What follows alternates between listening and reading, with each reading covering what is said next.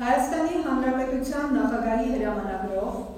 Լևոն Պետրոսյանը նշանակվել է հակակոռուպցիոն դատարանի կոռուպցիոն հանցագործությունների վերաբերյալ վարույթներով մասնագիտացման դատավոր։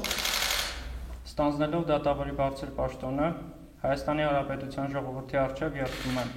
դատավորի պարտականությունները կատարել Հայաստանի Հանրապետության Սահմանադրության օրենքներին համապատասխան,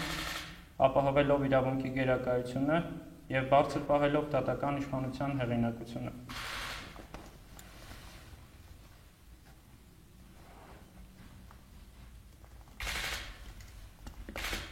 Շնորհավորում ենք ձեզ դատավորի բարձր պաշտոն ստանձնելու կապակցությամբ, մաղթում ենք ձեզ հաջողություններ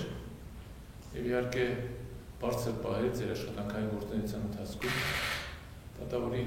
պաշտոնը և ամենակարևորը, որ ձեր ընդունած որոշումները հիմնված լինեն հենց իրավունքի գերակայության